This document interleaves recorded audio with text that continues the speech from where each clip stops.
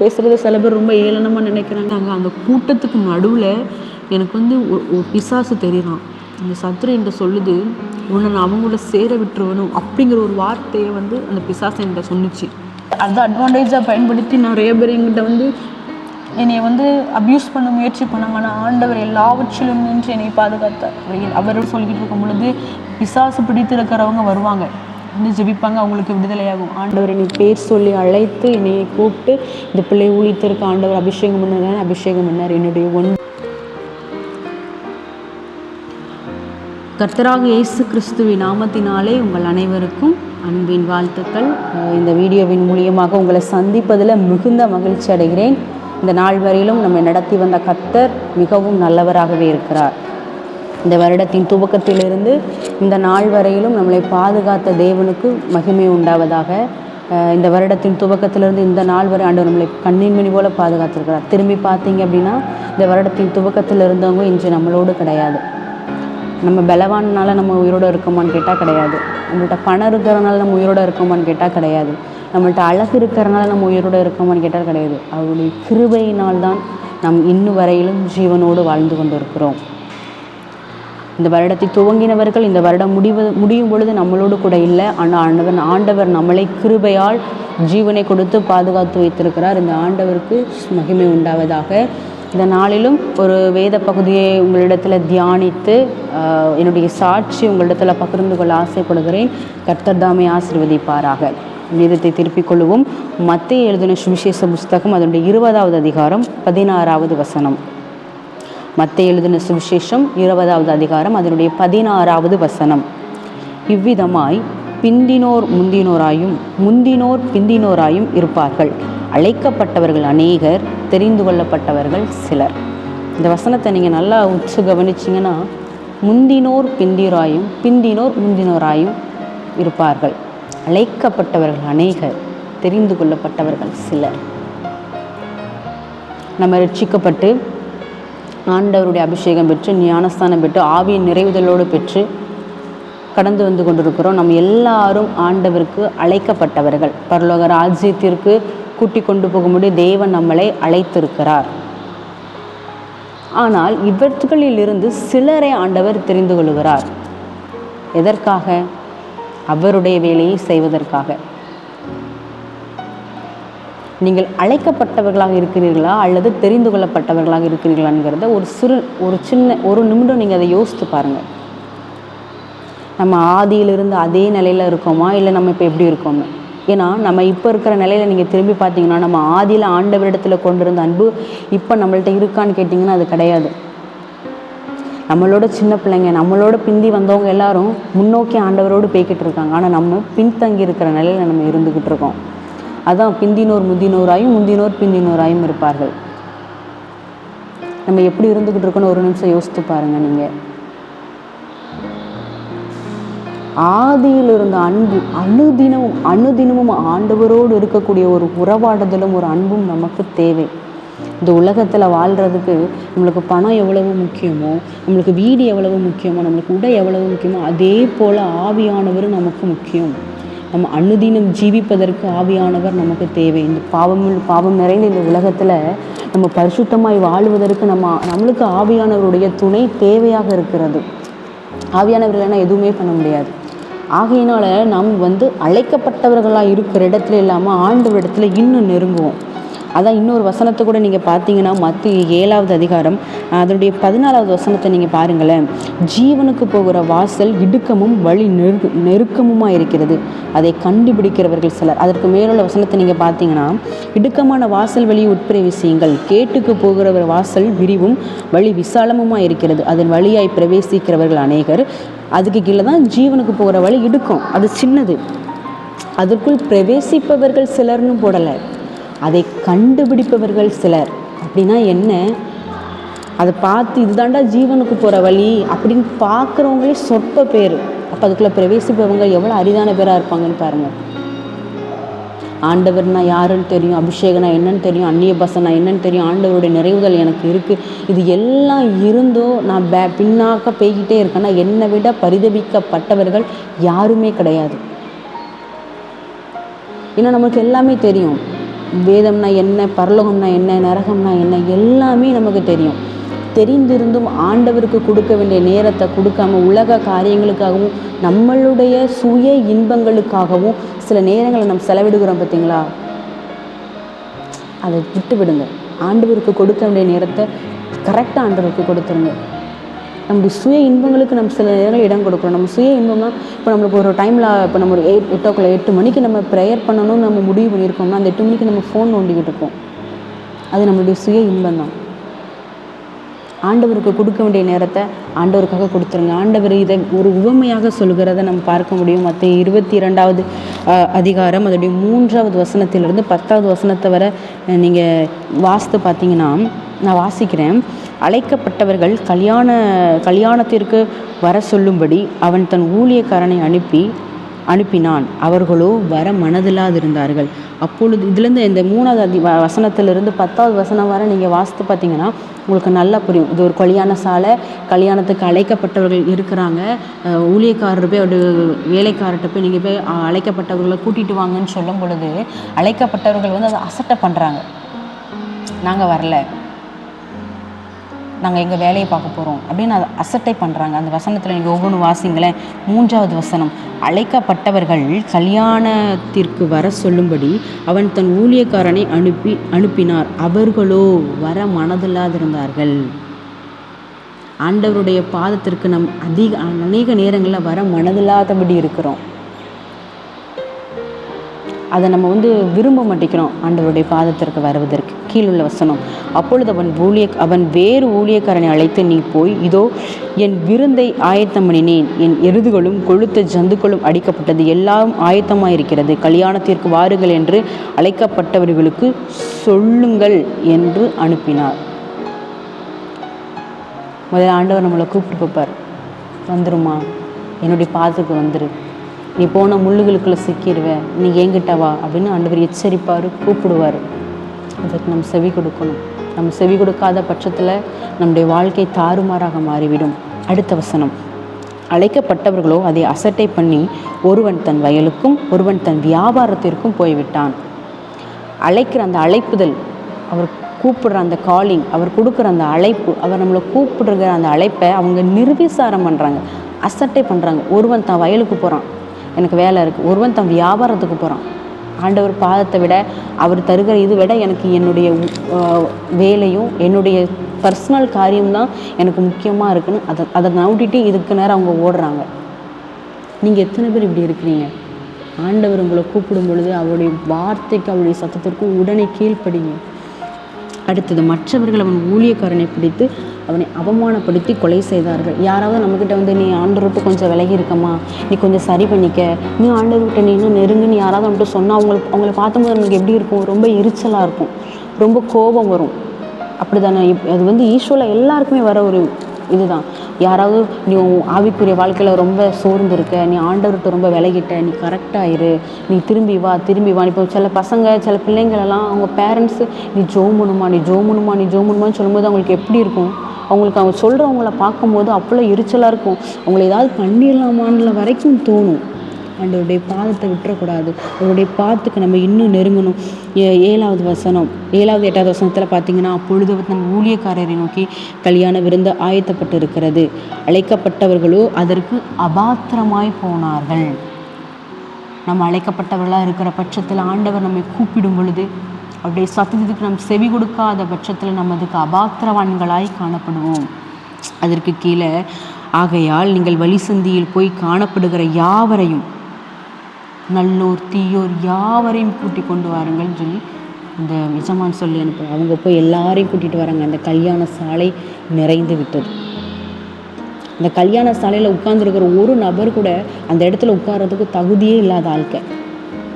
அவளுக்கு தெருவில் பிச்சை எடுத்துக்கிட்டோம், ரோட்டில் ஒவ்வொருத்தங்கள்ட்டையும் வாங்கி சாப்பிட்டுக்கிட்டோம், ரொம்ப ஏழு நிலையில் இருந்தவங்களை, நல்லார் பொல்லார் கொலகாரன் தப்பு செஞ்சவனெல்லாம் ஆண்டு கூட்டிகிட்டு வராரு அந்த இடத்துக்கு. அந்த இவங்க கூட்டிகிட்டு வந்து அந்த கல்யாண பந்தியில் அவங்கள உட்கார வைக்கிறாங்க. அதுக்கு அவங்களுக்கு சம்மந்தமே கிடையாது. அந்த இடத்துல கல்யாண பந்தியில் அவர்களை உட்கார வைக்கிறார். முந்தினோர் பிந்தினோராயும் பிந்தினோர் முந்தினோராயும் இருப்பீர்கள். அழைக்கப்பட்டவர்கள் அநேகர்.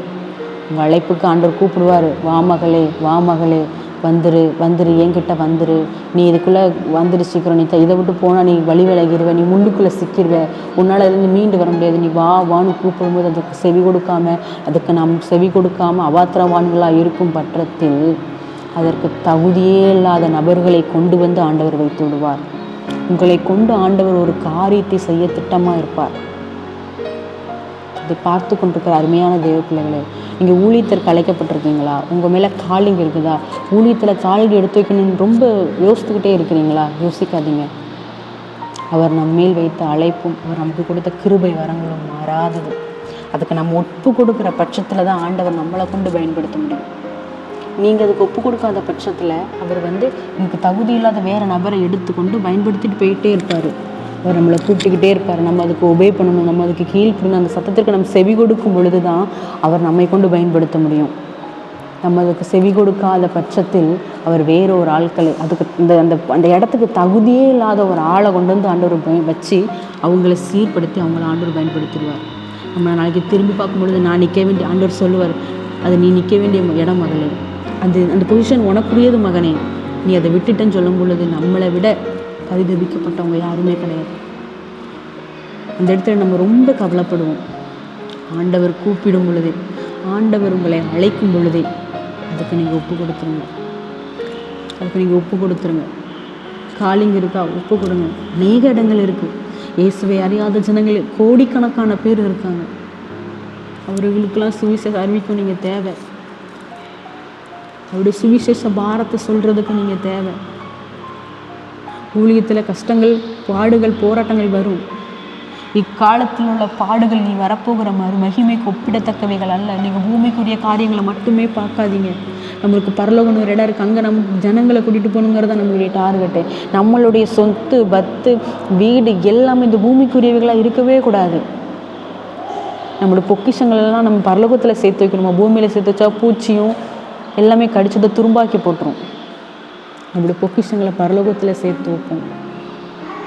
அவர் நமக்கு கொடுத்துருக்கிற அழைப்பு, அந்த அழைப்பை யாரும் மிஸ்யூஸ் பண்ணிடாதீங்க, அதை யாரும் இழந்துடாதீங்க. அவர் உங்களை கூப்பிடும் பொழுது அதற்கு நீங்கள் உடனே உபயோக பண்ணுங்க. ஒரு எடுத்துக்காட்டு, ஒரு நபருடைய வாழ்க்கையில் ஒரு எடுத்துக்காட்டை இந்த வசனத்திற்கு ஆதாரமாக நான் உங்களுக்கு சொல்ல ஆசைப்படுகிறேன். சவுலை நீங்கள் பாருங்கள். 1 சாமுவேல், என்னோடு கூட சேர்ந்து நீங்கள் வேதாகமத்தை திருப்பிக் கொள்ளுங்க. 1 சாமுவேல் அதனுடைய 1வது அதிகாரம்.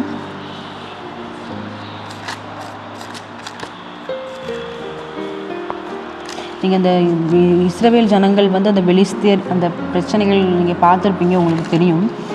கோலியாத் இஸ்ரவேல் ஜனங்களை தூசிக்கிறார். ஆண்டவராக இயேசு கிறிஸ்துவை தூசிக்கிறாங்க.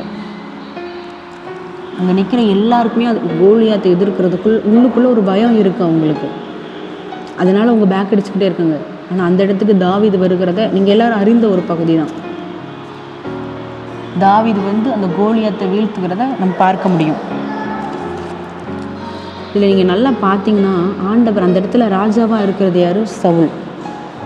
நீங்கள் இப்போ நம்ம நியாயப்படி பார்த்தா சவுல் தான் கோலியாத்தை என்ன பண்ணியிருக்கணும்? எதிர்த்து நின்றுக்கணும். ஆனால் அங்கே யார் எதிர்த்து நிற்கிறா? தாவீது எதிர்த்து நிற்கிறார்.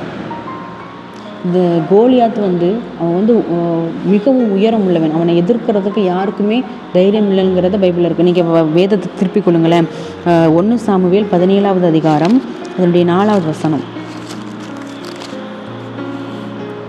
அப்பொழுது காத் ஊரானாகிய கோலியாத் எனும் பேருள்ள ஒரு வீரன் பெலிஸ்தியரின் பாளையத்தில் இருந்து புறப்பட்டு நடுவே நிற்பான். அவன் உயரம் 6 முழமும் 1 ஜானும். அப்படின்னா அவன் ஓரளவு அந்த நாட்களில் இருந்தவங்களாம் அவன் ஓரளவு நல்ல ஹைட்டாக இருக்கிற ஒரு பர்சனாக தான் இருந்திருக்கான். இப்போ நீங்கள் அதே சவுலை பற்றி நீங்கள் பாருங்கள். அதே 1 சாமுவேல் 9வது அதிகாரம் அதனுடைய 2வது வசனத்தை நீங்கள் பார்த்தீங்கன்னா, அவனுக்கு சவுல் என்னும் பேருள்ள சௌந்தரியமான ஒரு வாலிபனாகிய ஒரு குமாரன் இருந்தான். இஸ்ரவேல் புத்திரரில் அவனை பார்க்கிலும் சௌந்தரியவான் இல்லை.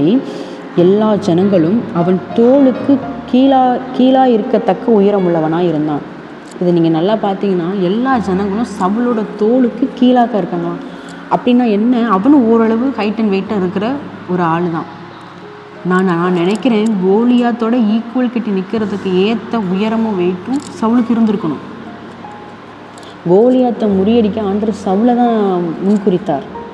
அந்த ராஜ்யபாரத்தை அவனுக்கு தான் கொடுத்துருக்கார். அதற்குரிய தகுதி, அந்த ஹைட் எல்லாமே அவனுக்கு இருக்குது. ஆனால் அவன் வந்து ஆண்டவருக்காக வைராக்கியம் நிற்க துணியலை, பயந்துட்டான். மாம்ச பார்வையில் பார்த்துட்டான், ஆவிக்குரிய பார்வையில் பார்க்கல. என் தேவன் எவ்வளவு பெரியவர், என்னோடு இருக்கிறவர் எவ்வளவு பெரியவர், எவ்வளவு போராட்டங்கள், எவ்வளவு பிரச்சனைகள், பாடுகள் வந்தாலும் அதை எதிர்த்து நிற்பதற்கு தேவையான பலனை என் தேவன் எனக்கு தருவார் அப்படிங்கிற ஆவிக்குரிய பார்வை சவுலிடத்தில் இல்லாமல் போய்விட்டது. ஆனால் தாவீதுக்கு அந்த வைராக்கியம் இருந்தது.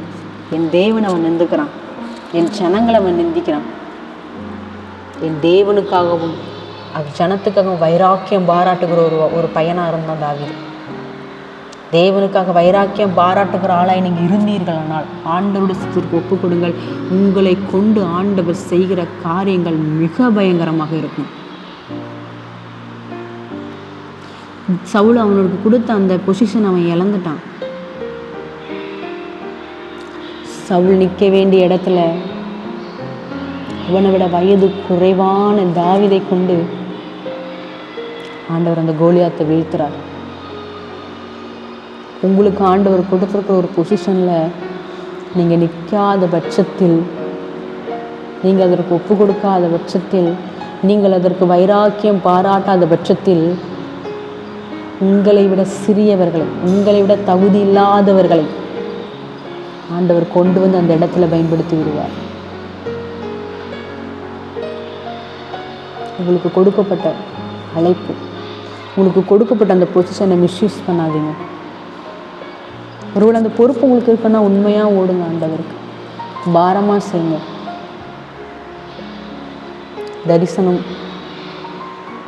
தரிசனம் தான் நம்மளுக்கு எல்லாமே. அதை முன்னோக்கி ஓடுங்க, அவருடைய சித்தத்திற்கு ஒப்பு கொடுங்க. இன்றைய நாங்கள் சூழ்நிலையில் நான் நிறையா பார்க்க முடிகிறது, ஊழியத்திற்கு ஒப்பு கொடுக்கறதற்கு எல்லாருமே ரொம்ப தயங்குறாங்க. காரணம் ஃபினான்சியல் சப்போர்ட்டுக்கு, தேவைகள் நிமித்தமாக எல்லாரும் ரொம்ப கலங்குறாங்க. நம்முடைய தேவன் ஐஸ்வர்ய சம்பனர். நான் பிள்ளை சொன்ன மாதிரி தான், இக்காலத்து பாடுகள் இனி வரப்போகிற மகிமைக்கு ஒப்பிடத்தக்கவைகளே அல்ல. நமக்கு என்ன பாடு, என்ன பிரச்சனை வந்தாலும் நம்ம கூட தேவன் இருக்கிறார். எல்லாத்தையும் ஜெயிக்கிறதுக்கு பலனை நமக்கு தருவார். ஒவ்வொரு சிச்சுவேஷனாக வரும்பொழுது நான் அதை கடந்து வந்தனால அதை நான் உங்ககிட்ட சொல்கிறேன். சின்ன சின்ன விஷயம், இது அவ்வளோதான், இந்த பிரச்சனை இதோடு முடிஞ்சிருமோ, இதோட நமக்கு அவ்வளோதான், இதுக்கு மேலே நம்மளால் எந்திரிச்சு நடக்கவே முடியாது நம்ம நினைப்போம். அந்த விளிம்பு வர வரைக்கும் அந்த பிரச்சனை இருக்கும். ஒரு செகண்டுக்குள்ள ஆண்டவர் அதை மாற்றிடுவார். அவர் நம்மளை வந்து பொண்ணால் அவர் சோதிக்கிறதுக்கு நம்ம திராணி இருக்கிற வரைக்கும் தான் நம்மளை சோதிப்பார். திராணிக்கு மிஞ்சி அவர் நம்மளை சோதிக்கவே மாட்டார். ஊழி அழைப்பு இருக்கிற ஒவ்வொரு பிள்ளைகளுக்கும் நான் அன்பாய் சொல்கிறேன், தேவன் உங்களை அழைத்தாரானால், உங்கள் மேல் ஊழி அழைப்பு இருக்குமானால் அதற்கு உடனே ஒப்பு கொடுங்க, அதற்கு உடனே கீழ்ப்படியுங்க. தேவன் உங்களை கொண்டு பலத்த காரியங்களை செய்ய அவர் ஆயத்தமாக இருக்கிறார். அவர் நம்ம மேல் அழைப்பு வைத்திருக்கிறார், அவர் நம்ம மேல் கிருபை வைத்திருக்கிறார், அவர் நம்ம மேல் வரங்களை வைத்திருக்கிறார். நாம் அதற்கு ஒப்பு கொடுக்க வேண்டும். நம்ம அதற்கு ஒப்பு கொடுத்தால் மாத்திரமே அவர் நம்மை கொண்டு அவர் செய்ய நினைத்த காரியங்களை அவர் செய்ய முடியும். நாம் அதற்கு ஒப்பு கொடுக்காத பட்சத்தில் அவர் நம்மை கொண்டு எதுவுமே செய்ய முடியாது. ஆண்டவர் உங்களை அழைத்திருக்கிறார், அவர் உங்களை தெரிந்து கொண்டிருக்கிறார். இந்த தெரிந்து கொள்ளுதலுக்குள்ள கடந்து வருகிற ஒவ்வொரு பிள்ளைகளையும் அவர் வல்லமையாக பயன்படுத்துவார். வசனத்தில் நீங்கள் பார்த்தீங்கன்னா அதுவே உங்களுக்கு தெரியும். பிந்தினோர் முந்தினோராயும், முந்தினோர் பிந்தினோராயும் இருப்பார்கள். ஆரம்பத்தை பார்க்கிலும் முடிவு நல்லது. நம்ம ஆரம்ப காலகட்டங்களில் எப்படி ஆண்டவரோடு இருந்தோம், நம்ம எந்த அளவுக்கு ஆண்டவர் மேலே அன்பு வச்சுருந்தோம், நம்ம எந்த அளவுக்கு ஆண்டவரோட உறவாடணும், எவ்வளோ நேரம் ப்ரேயர் பண்ணோம், எவ்வளோ பைபிள் வாசித்துருக்குறோம், எவ்வளோ நேரம் ஆண்டவரோட செலவிட்டுருக்கணுங்கிறது முக்கியம் கிடையாது. முக்கியம் கிடையாது சிஸ்டர், அது முக்கியம் இல்லை பிரதர். ஆரம்பத்தை பார்க்கிலும் முடிவு நல்லது, அதிலேயே நிலைத்திருக்கணும். நம்ம ஆரம்பத்தில் இருக்கிற அதே அன்பு முடிவு வரையும் தான் வரணும். அதைத்தான் ஆண்டவர் விரும்புகிறார். அனுதினம் ஏதோ புதுசாக ஆண்டவர்கிட்ட போய் பேசுகிற மாதிரி, ஏதோ புதுசாக போகிற மாதிரி அந்த அனுபவத்துக்குள்ளே கடந்து போங்க. இந்த உலகம்லாம் உங்களுக்கு குப்பையாக தெரியும், ஆண்டவருடைய பாதம் இன்பமாய் தெரியும். என்னுடைய சாட்சி உங்களிடத்தில் சொல்ல ஆசைப்படுகிறேன். என்னுடைய பேர் ஜினோசியா, என்னுடைய ஃபுல் நேமே ஜினோசியா தான். நாங்கள் ஒரு ஆர்சி கத்தோலிக்க குடும்பத்திலிருந்து ரட்சிக்கப்பட்ட ஒரு பெண்ணு தான் நான். எங்கள் வீட்டில் மொத்தம் 6 பேர். எங்கள் அம்மா அப்பா என்னோட சேர்த்து என்னோட 4 சிஸ்டர்ஸ். நாங்கள் 4 பெண் பிள்ளைகள். 4 பேரில் நான் தான் மூத்தவள், வீட்டிற்கு மூத்த பொண்ணு. நான் தான். நாங்கள் நான் சின்ன வயசில் பிறந்ததுலேருந்துமே நாங்கள் கத்தோலிக்க மார்க்கத்தில் இருந்தவங்க தான். நாங்கள் வளர வளர நாங்கள் இருந்த வீட்டுக்கு பக்கத்தில் வந்து ஒரு சர்ச் உண்டு. இந்த சர்ச்சில் ஆல் நைட் ப்ரேயர் நடக்கும் நைட்லாம். இந்த ஆல் நைட் ப்ரேயருக்கு எங்கள் மம்மி வந்து எங்களை கூட்டிகிட்டு போவாங்க. நைட்டு கூட்டிகிட்டு போயிட்டு நாங்கள் சின்ன பிள்ளைங்களை முழிச்சிருக்க முடியாதுன்னு சொல்லி நாங்கள் படுத்து தூங்கிடுவோம். எங்கள் அம்மா ஃபுல்லாக அந்த ப்ரேயரில் இருந்துட்டு காலையில் எங்களை கூட்டிகிட்டு வருவாங்க. இப்படி பக்கத்தில் உள்ள சர்ச்சுக்கு வந்து நாங்கள் ப்ரேயருக்கு போய்கிட்டு இருந்தோம். அப்புறம் அந்த வீட்டிலேருந்து நாங்கள் இன்னொரு வீட்டுக்கு மாறணும் அப்படிங்கிற சுச்சுவேஷன் வரும்போது அந்த வீட்டுக்கு நாங்கள் மாறிட்டு அதுக்கு பக்கத்தில் ஒரு சர்ச் இருந்தது. இங்கே நாங்கள் ஆல் நைட் ப்ரேயருக்கெலாம் போயிருந்தனால அங்கே போயிருந்த சர்ச்சில் நாங்கள் ரெகுலராக போக ஆரம்பிச்சிட்டோம். ஆண்டவருடைய அன்பை ருசிக்க ஆரம்பிச்சிட்டோம். எனக்கு ஒரு 7 வயசு இருக்கும்போதெல்லாம், அதுக்கு முன்னாடி இருந்தே நான் சண்டே கிளாஸ் அட்டன் பண்ணியிருக்கேன். எனக்கு ஒரு 7 வயசு இருக்கும்போதெல்லாம் நாங்கள் சர்ச்சுக்குள்ளே ஃபுல் டைமாக நல்லா உள்ளாக போயிட்டோம். 7 வயசுலேருந்து நான் வந்து சபையில் தான் வளர்கிறேன். சண்டே கிளாஸ் போயிருக்கேன். எல்லாமே எனக்கு தெரியும். ஆண்டவர்னா யார் எல்லாமே சின்ன வயசுலேருந்தே நான் பார்த்து வளர்ந்துருக்கேன். என்னுடைய தாயார் வந்து நல்லா ஜெபிப்பாங்க. வீட்டில் ஃபேமிலி ப்ரேயர் பண்ணுவோம். நாங்கள் சின்ன வயதுலேருந்து எங்களை வந்து ஆவிக்குரிய ரீதியில் வந்து நல்லா வளர்த்தெடுத்தாங்க என்னுடைய தாயார். என்னுடைய அப்பா வந்து அப்போ ரட்சிக்கப்படலை. என்னுடைய தாயார் மட்டும்தான் ரட்சிக்கப்பட்டிருந்தாங்க.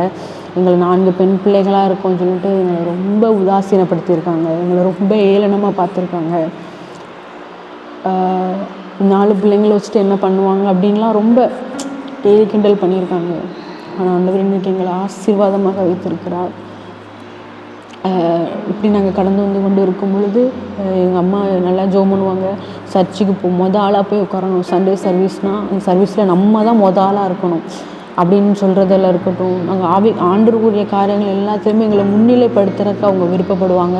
வீட்டில் டெய்லி ஃபேமிலி ப்ரேயர் இல்லாமல் நாங்கள் சாப்பிடவே மாட்டோம். சாப்பாடே கிடையாது. ஃபேமிலி ப்ரேயர் பண்ணிட்டு தான் நாங்கள் சாப்பிடுவோம். இப்படி ஆவிக்குரிய வாழ்க்கையில் எங்கள் தாயார் அவங்க முடிந்த அளவுக்கு எங்களை ஆவிக்குரிய வாழ்வில் நடத்துனாங்க.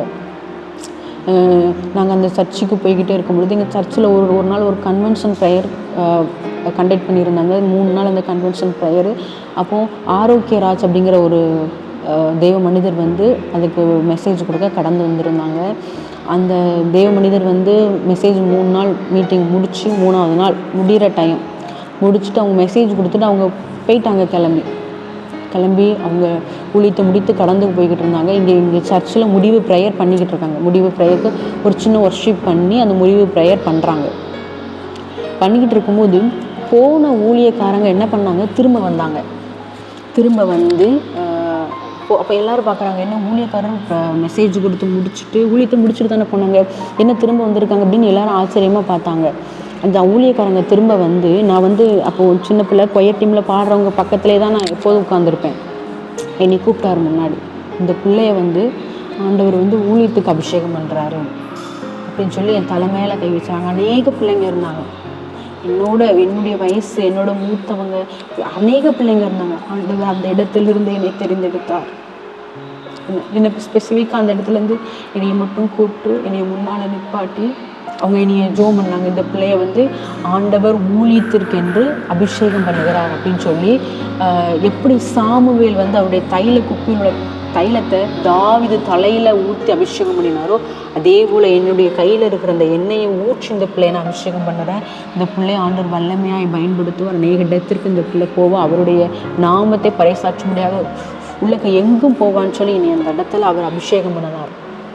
அபிஷேகம் பண்ணி அந்த ஊழியக்காரங்க கடந்து போயிட்டாங்க. பார்க்குற எல்லாருக்கும் ஒரே ஆச்சரியம். ஊழியக்காரங்க ப்ரேயரை முடிச்சுட்டு மெசேஜ் கொடுத்து முடிஞ்சிட்டுல வீட்டுக்கு போனாங்க.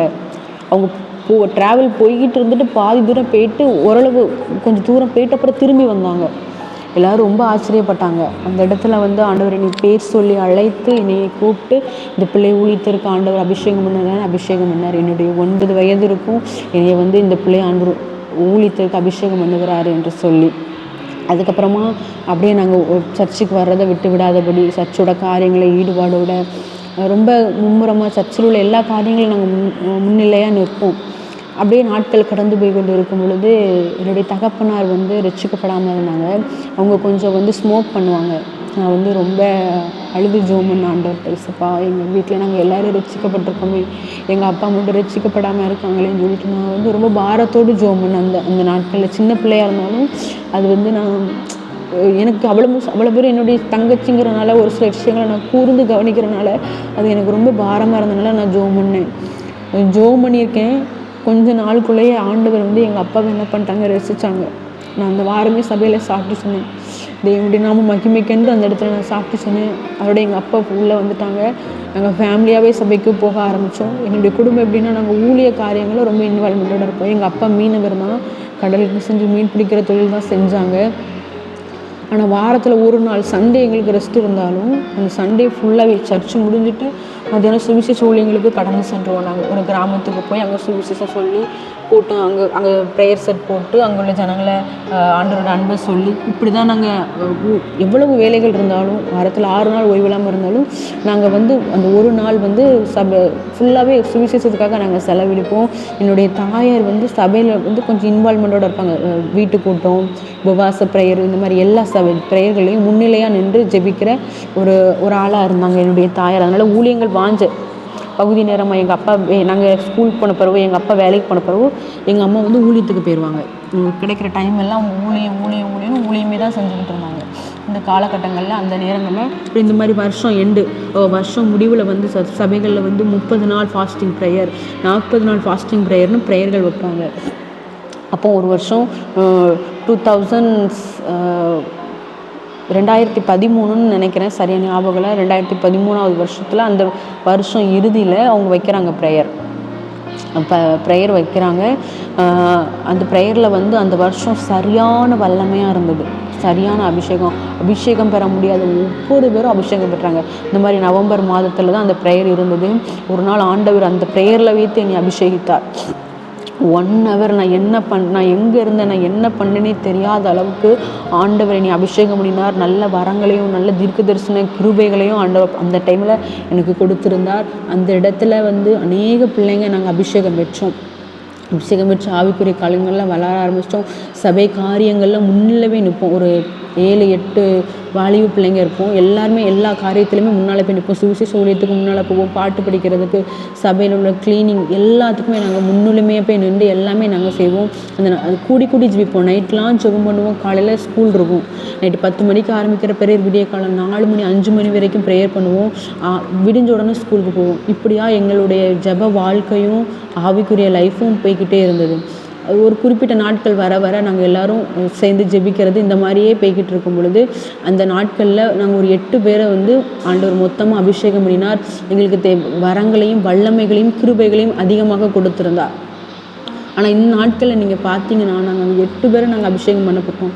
எல்லாருமே ஊழியத்திற்கு அர்ப்பணிக்கப்பட்ட பிள்ளைங்க தான், ஊழிய காலிங் உள்ள பிள்ளைங்க தான். ஆனால் இன்றைக்கி பார்த்தா ஒருத்தர் கூட அதில் ஊழியத்துக்கு இல்லை, என்ன தவிர நான் மட்டும்தான் ஊழிய லைனில் நிற்கிறேன். மற்ற எல்லாருமே உலகத்துக்குரிய காரியங்கள் அப்படி போயிட்டாங்க. ஆண்டவர் வந்து நம்மளை அழைத்திருக்கிறாருன்னா அந்த அழைப்பில் உறுதியாக நில்லுங்க. உங்களுக்கு அழைப்பு இருக்குன்னா நீங்கள் அந்த அழைப்பை விட்டு விலகிறாதீங்க. என்ன பிரச்சனை வந்தாலும் என்ன போராட்டம் வந்தாலும் அந்த அழைப்பை விட்டு மட்டும் விலகிறாதீங்க. இன்னும் வரை அந்த ஊழிய பாதையில் நிற்கிறதுக்கு ஆண்டவர் எனக்கு கிருபை கொடுத்துருக்கிறார். அந்த மாதிரி ஸ்கூல் லைஃபு முடியும் போது கரெக்டாக எனக்கு ஒரு 16 வயசு இருக்கும் பொழுது ஆண்டவர் எங்களை குடும்பமாக முழு நேர ஊழியத்திற்கு அழைத்தார். நாங்கள் 4 பேர், எங்கள் அம்மா எங்களை திருநெல்வேலி மாவட்டம், அதில் மானூர் அப்படிங்கிற ஒரு கிராமத்திற்கு நாங்கள் ஊழியத்திற்காக கடந்து சென்றோம். நாங்கள் ஊழியத்திற்காக கடந்து செல்லும் பொழுது நிறையா அவமானம், நிறையா நெருக்கமான சூழ்நிலை எங்களுக்கு காணப்பட்டது. ஊழியத்துக்கு நம்ம வரும்போது இவங்களாம் நம்ம கூட நிற்பாங்க, இவங்க நம்மளுக்கு உதவியாக இருப்பாங்க, இவங்க நமக்கு ஆறுதலாக இருப்பாங்கன்னு நாங்கள் நினைத்த நபர்கள் எல்லாருமே எங்களை கைவிட்டாங்க. ஆண்டவர் மட்டும் எங்களோடு கூட இருந்தார். எல்லா சூழ்நிலையிலும் அவர் மட்டும் எங்களோடு கூட இருந்து எங்களை பாதுகாத்து வழிநடத்தி வந்தார். என்ன தேவையாக இருக்கட்டும், என்ன சூழ்நிலையாக இருக்கட்டும், அவர் எங்களோடு கூட இருந்தார். அந்த மானூர் பகுதியில் வந்து எல்லாருமே சொன்னாங்க, தெரியாத ஒரு கிராமம், நீங்கள் இப்படி 4 பொம்பளை பிள்ளைங்களையும் கூட்டிகிட்டு நீ போறிய, எப்படி நீ ஊழியம் செய்வ, நீ எப்படின்னு திரும்பி தான் வந்துடுவ, உன் பிள்ளைகளை உன்னால் படிக்க வைக்க முடியாது, இப்படி நிறைய பேர் சொன்னாங்க. அதாவது எங்களுக்கு விசுவாசமான வார்த்தைகளை காட்டிலும் அவிசுவாசமான வார்த்தைகளும் தூஷணங்களும் தான் அதிகமாக வந்தது. நாங்கள் அந்த இடத்துக்கு கடந்து சென்று அங்கே சுற்றி 7 கிராமங்கள் இருந்தது. அந்த கிராமங்களில் சந்தித்து ஆத்துமாக்களை ஆதாயம் பண்ணி அந்த இடத்துல ஊழியம் செய்கிறதுக்காக கடந்து சென்றோம். அப்போ பார்த்திங்கன்னா எனக்கு வந்து நான் 12th படிச்சுட்டு இருந்தேன். எனக்கு அங்கே சீட்டு கிடைக்கல. அந்த கிராமத்தில் உள்ள ஸ்கூலில் எனக்கு சீட் கிடைக்கல. நான் இருக்கிற இடத்துலையே நான் தூத்துக்குடி பட்டணத்தில் இருக்கேன். இங்கேயே படிக்கக்கூடிய ஒரு சூழ்நிலை உருவாகுது. எங்கள் அம்மா, என் 3 தங்கச்சிங்களும் எங்கள் ஃபேமிலி அங்கே போயிட்டாங்க. இப்போ நான் யார் வீட்டில் தங்கி நான் படிக்கணும் அப்படின்னு வரும்பொழுது அது ரொம்ப பெரிய டாஸ்க்காக இருந்தது. இங்கே சொந்த பந்தங்கள் இருக்காங்க, பிறந்து வளர்ந்த ஊர் இதுதான், அறிமுகமானவர்கள் நிறைய பேர் இருந்தாலும் என்னை யாரும் வீட்லேயும் வச்சுக்கிறதுக்கு யாருமே முன் வரலை. ஒரு சிலர் முன் வந்தாலும் ஒரு சில சூழ்நிலைகளால் அங்கே இருக்க முடியாத சூழ்நிலை உருவாகிட்டு எனக்கு மென்டலி ரொம்ப நான் டிஸ்டர்ப் ஆனேன். நீ நம்ம வச்சுருக்கிற ட்ரெஸ்ஸுகளையும் நம்ம வச்சுருக்கிற எனக்காக வச்சுருக்கிற சுடிதார் அந்த ட்ரெஸ்ஸுகள் பேக்கையும் நானும் எங்கள் அம்மாவும் கொண்டுட்டு ரோட்லேயே நடந்தேன். யார் வீட்டில் தங்க வைக்கன்னு தெரியாமல் யாருமே எங்களை ஏற்றுக்கிடலை. ஊழிய பாதையில் ரொம்ப 4 பிள்ளைகளை வைத்து என்னுடைய தாயாரும் தகப்பனாரும் ரொம்ப கஷ்டப்பட்டாங்க. ஆண்டவனும் இன்னைக்கு எங்களை ஆசீர்வாதமாக வைத்திருக்கிறார். 12th படிக்கும்போது இப்படியாக ரொம்ப கஷ்டமான சூழ்நிலைகளை வரும் பொழுது கடைசியாக எங்கள் அம்மாவோட அம்மா வீட்டில் நான் தங்கி படித்தேன். 12th நான் ரொம்ப மைண்ட் அளவில் டிஸ்டர்ப் ஆனதுனால படிப்பில் கான்சன்ட்ரேஷன் இருக்காது, ஒழுங்காக மார்க் எடுக்க முடியாது அப்படின்னு நான் நினைத்தேன். ஆனால் ஆண்டவர் நான் எதிர்பார்ப்பதற்கு மேலான நல்ல மார்க் எடுக்க ஆண்டவர் எனக்கு கிருபை செய்தார். எதிர்பார்க்கவே இல்லை அவ்வளோ மார்க் எனக்கு வரும்னு. நல்லா படித்து நல்லா மார்க் எடுக்க அதுக்கு என்னுடைய அம்மாவோட அம்மாலாம் நல்லா எனக்காக ப்ரேயர் பண்ணாங்க. எனக்கு ஒரு சில ப்ரேயர் சப்போர்ட் ஆண்டவர் கொடுத்தார். அந்த ஜெபத்தின் நிமித்தமாக நான் நல்லா படித்து நல்லா மார்க் எடுக்க ஆண்டவர் எனக்கு கிருபை செய்தார். இப்படி ஊழியத்தில் அநேக பாடுகள் வரும் பொழுது எங்கள் அம்மா ஜெபம் பண்ணும், ஆண்டவரும் மேலே வைத்திருக்கிற திட்டம் நிறைவேறும், நீ ஜெபின்னு மட்டும்தான் சொல்லுவாங்க, வேறு எதுவுமே சொல்ல மாட்டாங்க. ஆண்டவர் எல்லாம் மாற்றுவாருமா. ஆனால் அப்போ சொல்லுவாங்க, இப்போ உன்னைய வேண்டான்னு சொன்னவங்க இவளை எங்கள் வீட்டில் தங்க வைக்க முடியாது, எங்களுக்கு ரொம்ப கஷ்டமாக இருக்குது, வேண்டாம் இவளை எங்கள் வீட்டில் வச்சுக்க முடியாதுன்னு சொன்னவங்க எல்லாரும் ஒரு நாள் வருகைக்காக அவங்க வீடு காத்திருக்குன்னு சொன்னாங்க. அதே மாதிரி இன்று நாட்களில் நீ ஒரு நேரம் என் வீட்டுக்கு வந்துட்டு போமா, நீயும் கணவர் ஜோம் பண்ணிட்டு போமான்னு எல்லோரும் காத்திருக்கிற அளவுக்கு ஆண்டவர் எங்களை மாற்றிருக்கிறார். ஆண்டவருக்கு மகிமை உண்டாவதாக. நான் 12th படிச்சுட்டு இருக்கும்போதே வீட்டில் ஊழியத்தினால கொஞ்சம் ஸ்ட்ரகிள் வர ஆரம்பிக்குது. அப்போ நான் என்ன நினச்சேன், நம்ம படித்து முடிச்சுட்டு எப்படியாவது வேலைக்கு போய் நம்ம குடும்பத்தை காப்பாற்றணும், இது மட்டும்தான் என் மைண்டில் இருந்தது. ஏன்னா 3 தங்கச்சி படிக்கிறாங்க, நான் மூத்த பிள்ளையாக இருக்கிறதுனால எப்படியாவது நம்ம குடும்பத்தை நம்ம பாதுகாக்கணும், நம்ம குடும்பத்தை நம்ம நல்லா காப்பாற்றணும். ஊழியத்தில் கொஞ்சம் ஸ்ட்ரகிளாக இருக்குதுன்னு நினச்சோம். அதுமாரி படித்து 12th முடிச்சுட்டு நல்லா மார்க் எடுத்த கிருபை செய்தார். அதுக்கப்புறம் காலேஜில் போய் ஜாயின் பண்ணேன். எப்படி ஆண்டவர் நீ ஊழியத்திற்கு 9 வயதில் அபிஷேகம் பண்ணினார்.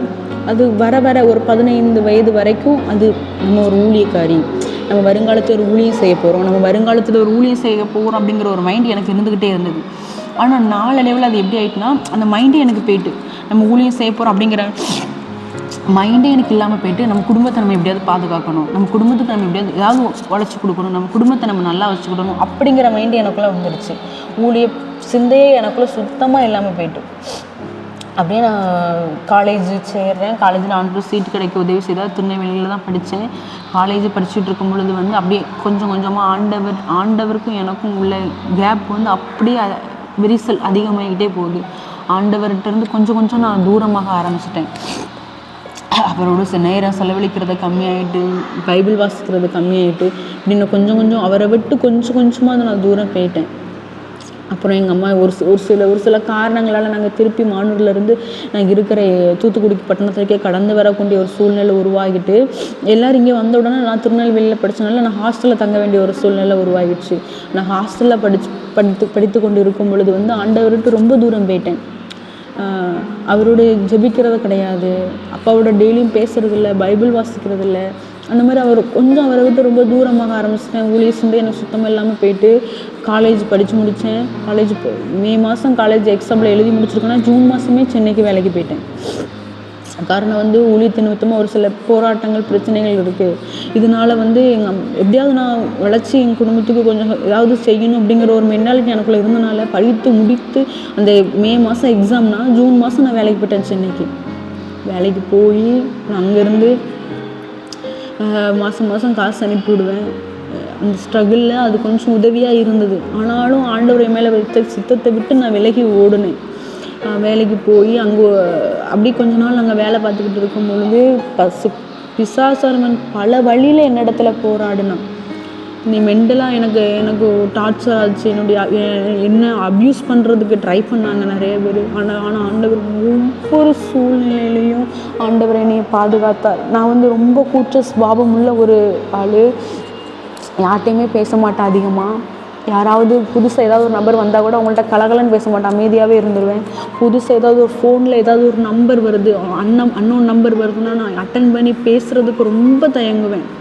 ரொம்ப தயங்குவேன், ரொம்ப பயப்படுவேன். நான் யார்கிட்டையுமே பேசுகிறதுக்கு. யாராவது என்கிட்ட தப்பான விதத்தில் பேசினா கூட அவங்கள்ட்ட நீங்கள் இப்படி என்கிட்ட பேசாதீங்கன்னு சொல்ல மாட்டேன்.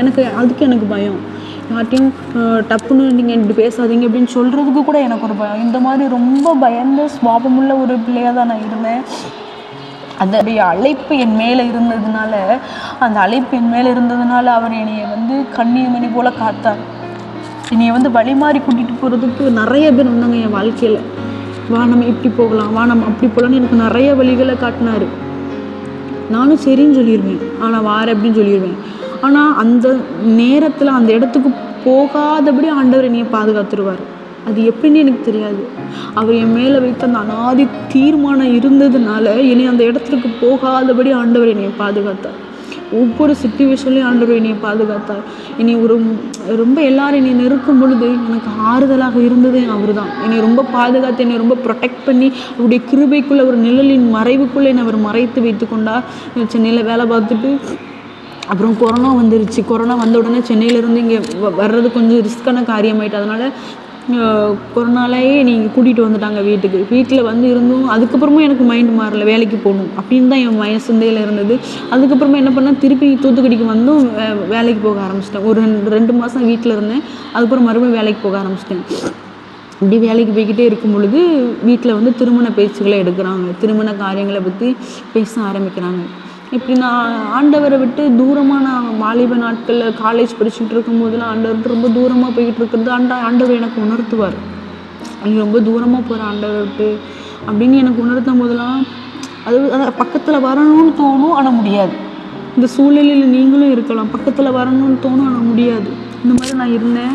அப்போ நான் ஆண்டவர்கிட்ட ஜெபம் பண்ணும்போது ஒரு வார்த்தை மட்டும் சொன்னேன், இசப்பா இதுக்கப்புறம் என் வாழ்க்கையில் ஒரு டேர்னிங் பாயிண்ட் இருக்குண்ணா, ஒரு திருப்பு முனை இருக்குண்ணா, நான் உங்களோடு இருக்கிற மாதிரி எனக்கு ஒரு வாழ்க்கையை தாங்கப்பான்னு நான் ஜெபம் பண்ணேன். உங்கள் கூடயே நான் இருக்கணும், அப்படி ஒரு வாழ்க்கையை நீங்கள் எனக்கு கொடுத்துருங்க அப்படின்னு சொல்லி நான் ஜெபம் பண்ணி தான் பல விஷயங்கள் கடந்துட்டு அப்புறம் இந்த வேலை பார்த்துக்கிட்டு இருக்கும்போது அலைன்ஸ் பண்ண பேச்சு எடுக்கும்போது நான் அதை கண்டுக்கிடாமல் நான் பாட்டுக்கு வேலைக்கு போய்கிட்டே இருக்கேன். என்னுடைய பேரண்ட்ஸ் வந்து எனக்கு அலைன்ஸ் பார்த்தாங்க, ஆனால் வேலை பார்க்குற பையங்களை தான் பார்த்தாங்க, நம்ம ஜாப் பண்ணுற பசங்களை தான் பார்த்தாங்க. ஒரு 3 பேர்கிட்ட பார்த்துக்கிட்டே இருந்தாங்க. அப்போ கூட எனக்கு நான் ஒரு ஊழிய அபிஷேகம் பெற்ற பிள்ளை, என் மேலே அழைப்பு இருக்குது அப்படிங்கிறது சிந்தனையே வரல எனக்கு. நம்ம வந்து ஊழியம் செய்கிற பையனை கல்யாணம் பண்ணணுங்கிற ஒரு தாட்டு இல்லாதபடி, ஏதோ நல்ல பையனாக இருந்தால் சரி, நம்ம வேலை பார்க்குற பையனை கல்யாணம் பண்ணிக்கலாம் அப்படிங்கிற ஒரு மைண்ட்லேயே ஓடிக்கிட்டே இருந்தது. ஒரு 3 இடத்துலேருந்து அலைன்ஸ் வந்தது. எங்கள் அம்மா பார்த்தாங்க, நான் அது மனசுக்கு பிடிக்காமல் அப்படியே தட்டி போய்கிட்டே இருந்தது. கடைசி என்னுடைய கணவர் வீட்டிலேருந்து அந்த சைடுலேருந்து பேசும்பொழுது தான், பையன் என்ன பண்ணுறாங்கன்னு கேட்கும்போது ஊழியம் செய்கிறாங்க அப்படின்னு சொல்லும்போது தான் யோசிக்கிறேன், ஊழியம் செய்யலான்னு சொல்கிறாங்களா. அப்போ தான் நான் யோசிக்கிறேன், ஐயோ நமக்கு ஊழிய அழைப்பு இருக்குதில்ல அப்படின்னு சொல்லி.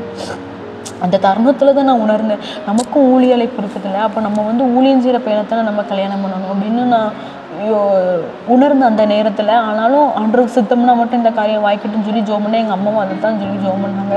அப்புறம் வந்து எங்கள் அம்மா வந்து இதுக்கு முன்னால் 2-3 அலைன்ஸ் பார்த்தனால எங்கள் அம்மாவுக்கு இப்படி என்ன ஆயிடுச்சுன்னா, நம்ம ஆட்களை வீட்டுக்கு வர சொல்லி பார்க்காம நம்ம போய் பார்த்துப்போம், நம்ம பார்த்துட்டு நம்மளுக்கு பிடிச்சிருந்தா அதுக்கப்புறம் அடுத்த காரியத்தை பற்றி நம்ம பேசலாம் அப்படின்னு சொல்லி எங்கள் அம்மா மனதில் நினைத்திருந்துட்டு தான் அதோட என்ன பண்ணாங்க, என்னுடைய கணவர் ஊர் வந்து ராமேஸ்வரம், அவங்க ஊருக்கு போய் அவங்கள பார்க்குறதுக்காக போயிருந்தாங்க. என்னுடைய கணவர் அவங்களுடைய வாலிப நாட்கள் அவங்க என்ன ஜெபம் பண்ணியிருக்காங்க, ஆண்டவரே உமக்கு சித்தமான ஒரு பெண் என்னுடைய வாழ்க்கையில் வரணும் அப்படின்னா நான் போக மாட்டேன் பெண் வீட்டை தேடி, அவங்க தான் என்னையை தேடி வரணும் அப்படிங்கிற மாதிரி அவங்க ஜெபம் பண்ணியிருக்காங்க. இப்போ எங்கள் வீட்டில் உள்ள சிச்சுவேஷனால் எங்கள் அம்மாவும் எங்கள் அப்பாவும் பார்க்க போனாங்களா, இது வந்து ஆண்டவருடைய சித்தம் அப்படிங்கிற மாதிரி ஃபஸ்ட்டு பாயிண்டில் அது எங்களுக்கு கொஞ்சம் இதாக ஆரம்பிச்சிச்சு. எங்கள் வீட்டு சைடும் சரி, அவங்க வீட்டு சைடும் சரி. நாங்கள் வந்து எங்கள் அம்மா அவங்கள பார்த்துட்டு வந்தோன்னே அவங்களுக்கு பிடிச்சிட்டு சரி அதுக்கப்புறம் அடுத்த காரியத்தை பார்க்கலாம் அப்படின்னு சொல்லிட்டு. இருந்தாலும் எனக்குள்ள ஒரு பயம்.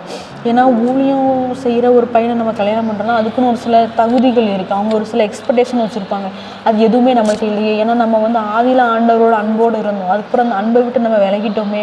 நம்ம வேலை, படிப்பு, சம்பாதிக்கிறது இப்படியே நம்ம லைஃப் போயிட்டு நம்ம வந்து ஆண்டவர் கூட இருக்கிற ஐக்கியங்கள் ரொம்ப தூரமாயிட்டு எப்படி நம்ம ஊழியம் செய்கிற பையனை அவங்களுக்கு எசைஞ்சு நம்ம எப்படி ஓடுவோம், நம்முடைய வாழ்க்கை எப்படி இருக்குங்கிற நிறைய பயம் எனக்குள்ளே வர ஆரம்பிச்சிட்டு. ஆனாலும் எதுவுமே நான் சொல்லிக்கிடலை. நான் சொன்ன மாதிரி எனக்கு வந்து இது வேணாம் அப்படின்னு சொல்கிறக்குள்ள தைரியம் என்கிட்ட அப்போ இல்லை என்கிட்ட.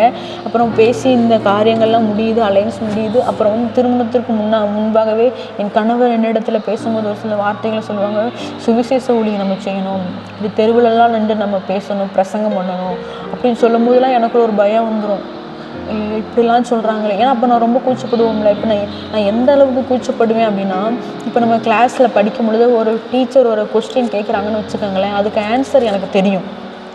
அந்த ஆன்சரை நான் சொல்லி கொடுத்து பக்கத்தில் உள்ள பிள்ளை கூட எந்திரிச்சு ஆன்சர் சொல்லி நல்ல பேர் வாங்கிடுவா. ஆனால் ஆன்சர் தெரிஞ்ச நான் எந்திரிச்சு சொல்கிறதுக்கு கூச்சப்படுவேன். அந்த ஆன்சர் எனக்கு தெரியும், ஆனாலும் எல்லாருனாலும் எந்திரிச்சு சொல்ல கூச்சப்படுவேன். ரொம்ப கூச்சப்படுவேன். என்ன மாதிரி யாருமே கூச்சப்பட முடியாது. அந்த அளவுக்கு நான் ரொம்ப கூச்ச சுபாவம் உள்ள ஒரு பிள்ளை தான். அப்படி அவங்க பேசும்போதெல்லாம் எனக்கு ரொம்ப பயந்துடும். ஐயோ ரோட்டில் நின்று பேச சொல்கிறாங்களே, எப்படி நம்ம பேசுவோம், சுவிசேஷம் ஊழியன்னா ரொம்ப அப்படின்னு நான் ரொம்ப எனக்குள்ளே பயப்பட ஆரம்பிச்சிட்டேன். பயப்பட ஆரம்பிச்சிட்டாங்க. அதை வெளியே நான் யார்ட்டையும் சொல்லி என்னுடைய தங்கச்சிட்ட மட்டும் என்னுடைய சிஸ்டர்கிட்ட மட்டும் சொல்லியிருந்தேன் எனக்கு பயமாக இருக்குது அப்படின்னு. அப்போ என் சிஸ்டர் சொன்னால் நீ அம்மாட்ட சொல்லு, உனக்கு பயமாக இருக்குது வேண்டானா அம்மாட்ட சொல்லி வேண்டான்னு சொல்லி முடிச்சிருவாங்க அப்படின்னு சொல்லும்போது எனக்கு எங்கள் அம்மாட்ட வேண்டான்னு சொல்கிறதுக்கு கூட ஒரு பயம். என்ன சொல்லுவாங்கன்னு தெரியல, திட்டுவாங்களோ அப்படின்னு ஒரு பயத்தில் அதையும் நான் சொல்லாமே விட்டுட்டேன். அப்புறம் நாளாக என்ன ஆகிடுன்னா இதுக்கு நான் அடாப்ட் ஆக ஆரம்பிச்சிட்டேன். சரி இதுதான் நமக்கு ஆண்டவர் கொடுத்துருக்கிறாரு, ஊழியம் செய்கிற பையனை தான் நம்ம மேரேஜ் பண்ண போகிறோம் அப்படின்னா அதுக்கேற்ற மாதிரி நான் என்னையை மாற்றிக்கிட்டேன். இப்படி தான் நம்ம இருக்கணும்னு மாற்றிக்கிட்டேன். அதுலேயும் ஆண்டவர் என்கிட்ட ஒரு காரியத்தை குறித்து அவர் என்கிட்ட பேசினார். நீ இதை நான் வாலிபத்தில் ஜெபம் பண்ணா தான் நம்ம பண்ணுற ஜெபங்களை நம்ம கூட மறந்துடுவோம். ஆண்டவர் மறக்காத ஒரு தேவன். நம்ம படிக்கிற கண்ணீரையும் நம்ம பண்ணுற ஜெபத்தையும் ஒரு நாளும் மறந்து போக மாட்டார். நான் வந்து காலேஜ் படிக்கும் போதுலேயே ஜெபம் பண்ணியிருந்தேன்னு சொன்னேன்ல, இசப்பா இனி என் வாழ்க்கையில் ஒரு லைஃப் கிடைக்கணும், என் வாழ்க்கையில் இதுக்கு போகிற ஒரு டேர்னிங் பாயிண்ட் வரணும், உங்களோடு இருக்கிற மாதிரி ஒரு வாழ்க்கை எனக்கு தங்கப்பான்னு கேட்டு ஜெபம் பண்ணல, அந்த வாழ்க்கையை தானே நான் உனக்கு தரேன், நீயே வேண்டான்னு சொல்கிறேன் அப்படின்னு சொல்லி ஆண்டவர் என்கிட்ட அந்த ஒரு வார்த்தை பேசின உடனே அதுக்கப்புறத்தில் அந்த குழப்பமே எனக்கு இல்லாமல் போய்ட்டு. ஆமாம், அப்போ இது ஆண்டவர் கொடுக்குற ஒரு பாதை தான். இதை வந்து நம்ம இதை அக்செப்ட் பண்ணி நம்ம இதுக்குள்ளே போக ஆரம்பிப்போம். ஆண்டவர் நம்மளை கொண்டு பெரிய காரியங்களை செய்வோன்னு என்னுடைய மைண்டை வந்து ஊழியத்துக்கு ஏற்ற மாதிரி நானே மாற்றிக்க ஆரம்பிச்சிட்டேன். அதுமாரி நான் கல்யாணத்துக்கு முன்னாடி அலைன்ஸ் பார்த்துட்டு இருக்கும் போதே நான் ஆண்டவர்கிட்ட ஜெபித்து கொண்டு இருக்கும் பொழுது ஆண்டவர் வந்து சொன்னார், நிறைய பேர் வந்து பார்த்துட்டு போனாங்களா. அப்போ ஆண்டவர்கிட்ட நான் கேட்டேன், உனக்கு என்ன ஏதாவது ஒரு அடையாளம் தாங்க இசப்பா, நான் வந்து கல்யாணம் பண்ணிக்க போகிற நபர்கிட்ட இருந்து எனக்கு ஏதாவது ஒரு அடையாளம் தாங்கன்னு சொல்லும்போது அந்த நபருக்கு வந்து அப்பா இருக்க மாட்டாங்கங்கிற காரியத்தை என்கிட்ட போது ஆண்டவர் சொன்னார். இன்னொரு விஷயம், அவங்களுக்கு வந்து ஒரு தழும்பு இருக்கும் அப்படின்னு சொல்லியிருந்தாங்க. இந்த 2 காரியமே என்னுடைய கணவர்கிட்ட இருந்தது. அதில் எனக்கு உறுதியாச்சு. உறுதியானோன்னா எனக்கு மேரேஜுக்கு முன்னாடி நான் ஒரு 3 நாள் நான் ஃபாஸ்டிங் இருந்து ஜெபம் பண்ணேன். உங்களுக்கும் மேரேஜ் ஆக போகுது, நீங்களும் புது தம்பதிகளாக இணைய போகிறீங்க அப்படின்னா உங்களுக்காக அன்பான ஒரு கோரிக்கையோ ரெக்வஸ்ட்டாக சொல்கிறேன். நீங்கள் திருமணத்திற்கு முன்பாக உங்களால் முடிந்தது 1 வாரமோ 3 நாளோ 1 நாளோ ஃபாஸ்டிங் போட்டு ஜெபம் பண்ணுங்க. ஏன்னா திருமணங்கிறது வந்து ஒரு உடன்படிக்கை, அது ஒரு புது லைஃபு, அது லைஃப் லாங் போகக்கூடிய ஒரு ஜேர்னி. அதை வந்து கவனமாக நம்ம தேர்ந்தெடுக்கணும், கவனமாக இணையணும். அதுக்கு ஆண்டவர் நம்மளை தகுதிப்படுத்தணும். இந்த குடும்ப வாழ்க்கையில் நம்ம போகிறதுக்குள்ள ஞானத்தை ஆண்டவர் நமக்கு தரணும். அதனால் நீங்கள் முடிஞ்ச அளவு நீங்கள் ஒரு 3 நாளோ 1 நாளோ ஃபாஸ்டிங் போட்டு ஜெபம் பண்ணுங்க, ஆண்டவர் உங்களை ஆசீர்வதிப்பாராக. அதனால் நான் என்னால் முடிஞ்ச ஒரு 3 நாள் நான் ஃபாஸ்டிங் போட்டு ஜெபிச்சிருந்தேன். அப்படியா நாட்கள் கடந்து போய் கொண்டிருக்கும் பொழுது என்னுடைய திருமணம் வரப்போகுது. என்னுடைய திருமணம் வருவதற்கு 1 வாரத்திற்கு முன்பாக சரியாக 1 வாரம் வெள்ளிக்கிழமை ஃபாஸ்டிங் ப்ரேயர் சர்ச்சில் இந்த ஃபாஸ்டிங் ப்ரேயர் சர்ச்சில் அட்டன் பண்ணுறதுக்காக நான் கடந்து போகிறேன். நானும் என் தங்கச்சியும் நான் ஸ்கூட்டியில் அவளை கூட்டிக்கிட்டு நான் ஃபாஸ்டிங் ப்ரேயருக்கு நான் கடந்து போகிறேன். நான் கடந்து போகும்போது ப்ரேயரை முடிச்சுட்டு நாங்கள் திரும்பி ரிட்டன் வரும்பொழுது எங்கள் சர்ச்சிலேருந்து கொஞ்சம் தூரம் வரும்போது 4 முக்கு சந்தி உண்டு. அப்போ நான் நேராக போகிறேன். எனக்கு லெஃப்ட்லேருந்து ஒரு நபர் வாராரு. நான் வர்றதை நினச்சிட்டு அந்த பிரதர் ஸ்லோ பண்ணுவாருன்னு சொல்லிட்டு நான் போகிறேன் ஸ்பீடாக. அந்த பிரதர் என்ன நினச்சிட்டாங்க, நம்ம போகிறத பார்த்துட்டு அந்த பொண்ணு ஸ்லோ பண்ணுன்னு சொல்லிட்டு அவங்களும் ஸ்பீட் எடுக்க 2 பேரும் ஸ்பீடாக திருப்பி கொண்டு வந்து பைக்கை முட்டி அதில் ஒரு ஆக்சிடெண்ட் ஆகிடுச்சு. நான் அந்த தலையில் குத்தி ஒரு கேட்ச் கிளிப் மாதிரி தலையில் குத்திருந்தேன். அதில் உள்ள கம்பி வந்து என் தலையில் குத்தி எனக்கு லைட்டாக பிளட் வர ஆரம்பிச்சுட்டு அப்படியே எனக்கு அன்கான்சியஸான நிலைமைக்கு நான் போகிறேன்.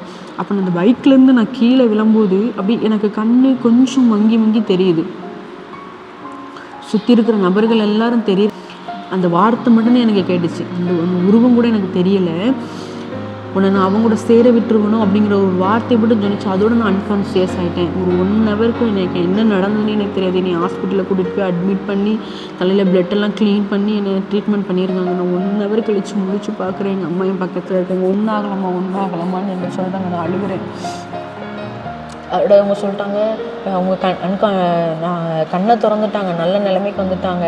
ஆனால் அவங்களுக்கு தலையில் எந்த ப்ராப்ளமும் இருக்கா இல்லையாங்கிறத நம்ம ஒரு எம்ஆர்ஐ ஸ்கேன் எடுத்து பார்த்தா தான் நம்ம சொல்ல முடியும்னு சொல்லிட்டாங்க. எல்லாருக்கும் கொஞ்சம் கஷ்டமாக எப்படி சொல்கிறாங்களேன்னு சொல்லிட்டு, ஆனாலும் விசுவாசத்தோடு அதெல்லாம் ஒன்றும் ஆகாது அப்படின்னு சொல்லிட்டு ஸ்கேன் எடுத்தாங்க. ஸ்கேன் எடுத்த பக்கத்தில் ஒன்றுமே இல்லை, நல்லா இருக்காங்க, நார்மல் தான் சொல்லிட்டாங்க.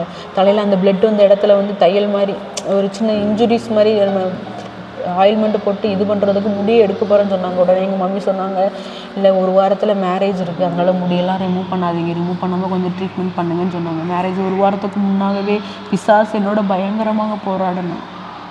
அவன் சொன்ன அந்த வார்த்தை அதுக்கப்புறம் நான் யோசிக்க ஆரம்பித்தேன். ஏன் எப்படி சொன்னான், இன்னும் அவங்களோட சேர விட்டுருக்கணும். அப்போது நாங்கள் 2 பேரும் இணைந்து தேவராஜ்யத்தை கட்டுவது வந்து அவனுக்கு பிடிக்க மாட்டேங்குது. நாங்கள் 2 பேரும் சேர்ந்து செய்கிற ஊழியத்தில் அவனுடைய பாதம் அசைக்கப்படுறது அவனுக்கு அப்போவே தெரிஞ்சிருக்குங்கிறத நான் உணர்ந்த அந்த இடத்துல ஹாஸ்பிட்டல்லேருந்து வீட்டுக்கு போனால் சுற்றி இருக்கிற ஜனங்களாக இந்து ஜனங்க தான். அவங்க வந்து பார்த்தாங்க, ஐயோ பிள்ளைக்கு இப்படி ஆகிட்டு கல்யாண நேரத்தில் இப்படி ஆகிட்டேன்னு சொல்லி பார்த்துட்டு எல்லோரும் சொன்னது என்னென்னா, நாங்களாம் பிள்ளைங்களுக்கு நிச்சயம் ஆகிட்டுனா நாங்கள் வெளியவே விட மாட்டோம், நீங்கள் என்னென்னா சர்ச்சைக்கு கூட்டிகிட்டு போகிறேன்னு சொல்லிட்டு இப்படி ஆக்சிடென்ட் ஆக்கி கூட்டிகிட்டு வந்திருக்கீங்கன்னு சொல்லி எங்கள் அம்மாவை எல்லாருமே சத்தம் போட்டாங்க. இப்படி பண்ணுறீங்களே நீங்கள், நாங்களாம் வெளியவே விட மாட்டோம் பிள்ளைங்களை, நீங்கள் தான் உங்கள் பிள்ளைகளை இப்படி கூட்டிகிட்டு போகிறீங்கன்னு சொல்லும்போது எங்கள் அம்மா அதெல்லாம் ஒன்றும் இல்லை, நாங்கள் சர்ச்சைக்கு தான் போனோம், ஆண்டவர் எங்களுக்கு ஒன்றும் வரவில்லைங்களா, ஆண்டவர் எங்களை பாதுகாத்துட்டார் அப்படின்னு சொல்லி எங்கள் அம்மா விட்டுட்டாங்க அந்த பிரச்சனையை. எந்த ஜனங்க எங்களுக்கு தூசித்தாலும் எங்களுக்கு விரோதமாக பேசினாலும் ஆண்டவர் எங்கள் சார்பில் என்று எங்களுக்காக அவர் யுத்தம் பண்ணினார். அந்த பிரச்சனை கேஸ்லாம் போட சொன்னாங்க, ஆனால் அது பெரிய பிரச்சனைகள் அப்படி ஆண்டவர் சுமூகமாக அந்த பிரச்சனைகளுக்கு முடித்து கொடுத்தார். திருமணமும் நடந்தது. ஆண்டவருடைய நாமம் மகிமைப்படுவதாக திருமண ஆராதனையில் தேவன் மகிமையாக வெளிப்பட்டார். எங்கள் திருமண ஆராதனையிலே எங்கள் பாஸ்டர் சொன்னாங்க, பிள்ளைக்கு இப்படி அடிபட்டுட்டு 1 வாரத்துக்கு முன்னாடி அவங்க சொன்ன ஒரு வார்த்தை, ஆக்சிடெண்ட் ஆகிட்டுன்னு சொன்ன உடனே எனக்குள்ள ஒரு உணர்த்துதல், இந்த பிள்ளைகளை கொண்டு ஆண்டவர் ஏதோ செய்ய போகிறாருன்னு சொல்லி, அதனால தான் பிசாசு போராடுறான்னு சொல்லி திருமண ஆராதனையிலேயே அந்த எங்கள் பாஸ்டர் சொல்லும் போது எனக்கு அது கொஞ்சம் உறுதியாச்சு. அப்போ நம்மளை கொண்டு ஆண்டவர் ஏதோ செய்ய போகிறார் அப்படி சொல்லிட்டு திருமண ஆராதனை மகிமையாக இருந்தது. ஆண்டவர் எங்களை ஆசீர்வதித்தார். திருமணமாகி நாங்கள் ராமேஸ்வரத்திற்கு கடந்து போய் அங்கே 1 வருஷம் இருந்தோம். நாங்கள் வீட்டில் வேறு ஊழியங்களுக்கு அப்போ வெளி ஊழியங்கள் இல்லாதனால நாங்கள் ஜெபித்து கொண்டே இருந்தோம். ஆண்டவருடைய சமூகத்தில் காத்திருக்கும் பொழுது ஆண்டவர் எங்களுக்கு அவர் தூத்துக்குடிக்கு போகும்படி எங்களிடத்தில் பேசினார். 1 நாளாகமத்தில் 22வது அதிகாரத்தில் உள்ள வார்த்தையின்படி, நீ எழும்பி காரியத்தை நடப்பி கர்த்தர் உன்னோடு இருப்பாராக என்ற வார்த்தையை பேசி அவர் எங்களை இங்கே அனுப்பினார். நாங்கள் இங்கே வந்து அவருடைய பாதத்தில் காத்திருந்தோம். என்ன செய்கிறதுன்னு தெரியல, ஊழியத்தில் அடுத்து என்ன அடி எடுத்து வைக்கணும், என்ன பண்ண போகிறோன்னு தெரியல. இதுக்கிட்டலாம் ஆண்டவர் எங்களுக்கு வந்து நாங்கள் ஊரில் ராமேஸ்வரத்தில் இருக்கும் பொழுதே ஆண்டவர் எங்களுக்கு ஒரு குழந்தையை கொடுத்தார். அந்த குழந்தை வந்து நாங்கள் கன்ஃபார்ம் ஆகுறதுக்கு முன்னாகவே ஆண்டவர் வந்து பேர் கொடுத்து, உனக்கு ஒரு ஆண் குழந்தை பிறக்கும், அந்த குழந்தைக்கு ஜோனஸும் பேருவேன்னு சொல்லி ஆண்டவர் எங்களுக்கு கொடுத்த வாக்குத்தத்தமான பிள்ளை. தம்பி தூத்துக்குடிக்கு வந்து தான் தம்பி எங்களுக்கு பிறந்தான். பிறந்துமே ரொம்ப ஸ்ட்ரகிள், ஏன்னா ஃபினான்சியல் சப்போர்ட் இல்லாமல் இதில் நிற்கிறதுங்க ரொம்ப கஷ்டமாக இருந்தது. நான் அநேக நேரம் ஏசப்பா என்னை ஊழியத்துக்கு அழைச்சிங்க, நான் ஊழியத்தை விட்டு போயிடவா, நான் வேலைக்கு போகவா, என்னால் முடியலையே, ஏன்னா சப்போர்ட் இருக்க தம்பிக்கு பால்ட்டின்னு வாங்க காசு இருக்காது. ரொம்ப ஸ்ட்ரகிளான நேரத்துலலாம் ஆண்டவர்கிட்ட நான் சொல்லி அழுகிறது அதுதான், எங்களை ஊழியத்துக்கு ஏன்பா அழைச்சிங்க, நீங்கள் ஏன்பா ஊழியத்துக்கு கூட்டிகிட்டு வந்தீங்க, நான் வேலை பார்க்குற ஏதாவது ஒரு பையனை கல்யாணம் பண்ணி நான் நிம்மதியாக இருந்திருப்பேனே, ஆளப்போல் நானும் வாரத்துக்கு ஒரு நேரம் சர்ச்சைக்கு போயிட்டு வந்திருப்பேன்.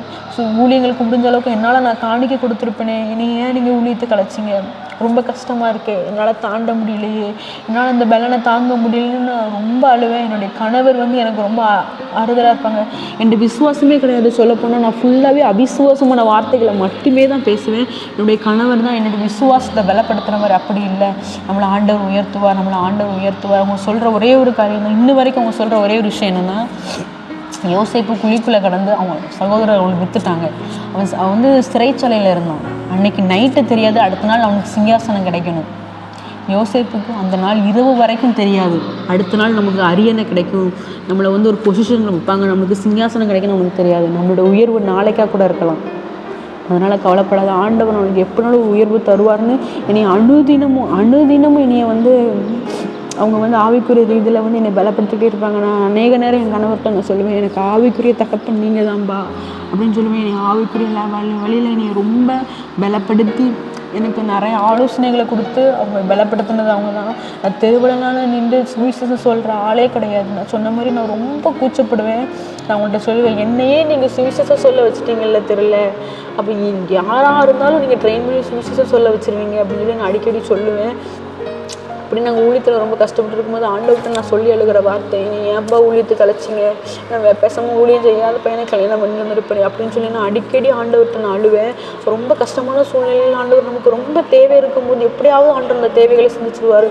ஆனால் அந்த போராட்டமான நேரம் இருக்குது பாருங்கள், அந்த நேரத்தை கடக்கிறது ரொம்ப கஷ்டமாக இருக்கும். அப்படியே போய்கிட்டு இருக்கும்போது ஊழிய அழைப்புகள், அதாவது வெளியிடங்களுக்கு போகாமல் வீட்டுக்குள்ளே அதான் எங்கள் கணவர் அடிக்கடி சொல்லுவாங்க, ஊழியக்காரனுக்கு ஊழியம் இல்லாமல் இருக்கிறதே பெரிய சோதனைன்னு சொல்லுவாங்க. அதே மாதிரி ஊழியம் இல்லாமல் இருந்ததே எங்களுக்கு பெரிய போராட்டமாக தெரிஞ்சது. வீட்டுக்குள்ளேயே இருப்போம், அவிசுவாசமாக நமக்குள்ளே பிசாசு பேசிக்கிட்டு இருப்பேன், நீ என்ன செய்ய போகிற, நாளைக்கு சாப்பாட்டுக்கு என்ன செய்வோம், உன் பிள்ளைக்கு பாலுக்கு என்ன செய்வேன், நீ ட்ரெஸ் வாங்க என்ன செய்வேன்னு அவிசுவாசமாக பிசாசை நமக்குள்ளே கேட்டுக்கிட்டே இருப்பான். அப்படி கேட்டுகிட்டே இருக்கும்போது நமக்கு அவிசுவாசமாக தானே இருக்கும். அதனால் ரொம்ப போராட்டம் பிசாசு எங்களோட. ஆனால் ஆண்டவர் எங்கள் கூட இருந்து ஜெயம் எடுக்கும்படி கிருபை செய்தார். அதுக்கப்புறம் நாங்கள் ஊழியம் அடுத்து என்ன செய்யணும்னு தெரியாதபடி யோசித்துக்கிட்டே இருக்கும் பொழுது தான் ஆண்டவர் வந்து என் கணவர்கிட்ட பேசியிருக்காங்க, நீ வந்து எனக்காக நடுத்தருவில் நின்று சுவிசேஷம் சொல்லுவே அப்படின்னு ஆண்டவர் அவங்கள்ட்ட ஒரு கேள்வி கேட்டிருக்காங்க.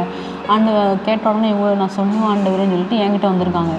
நான் அவள்கிட்ட, அதாவது அவங்க என்கிட்ட கேட்பாங்க, நான் என்ன சொல்கிறேங்கிற பதிலை வைத்து தான் அவங்க நான் இதில் முடிவெடுக்க முடியுங்கிற மாதிரி அவங்க மனசில் நினச்சிட்டு வந்து என்கிட்ட கேட்டாங்க, நம்ம சுவிசேஷம் சொல்லுவோமா தெருவில் நின்று என்கிட்ட கேட்கும்போது நான் உடனே சரி நம்ம சொல்லுவோம், அதில் என்ன இருக்குது, ஆண்டோடைய நாமத்தை தானே சொல்கிறேன்னு உடனே நாங்கள் கிளம்புனோம். நம்ம தூத்துக்குடியில் சாமி பல்குக்கு பக்கத்தில் தான் நின்று நாங்கள் முதல் சுவிசேஷம் சொன்னோம். நானும் என்னுடைய கணவர் மட்டும்தான் அந்த இடத்துக்கு போனோம். ஆண்டவருடைய நாமத்தை நாங்கள் ரொம்ப நேரம் நாங்கள் பிரசங்கிக்கலை, மிஞ்சி போனோம் ஒரு 5-7 நிமிஷத்துக்குள்ளே தான் நாங்கள் பேசியிருப்போம் அந்த இடத்துல. ஆண்டவர் வரப்போகிறார், ஆண்டவர் உங்களை ஒவ்வொருவரையும் நேசிக்கிறார், மரணத்துக்கு அப்புறம் ஒரு வாழ்க்கை இருக்குது, இந்த வாழ்க்கையில் நம்ம ஆண்டவரோட போனோம், நம்ம இந்த பூமியில் அவருக்கு பிரியமான பிள்ளைங்களாக வாழணும்னு நாங்கள் ஒரு 7 நிமிஷத்துக்குள்ளே தான் நாங்கள் சுவிசேஷம் சொன்னோம். அந்த சுவிசேஷத்தை சொல்லிட்டு நாங்கள் திரும்பி வீட்டுக்கு கடந்து வரும் பொழுது எங்களுடைய மனதில் இனம் புரியாத ஒரு சமாதானம்.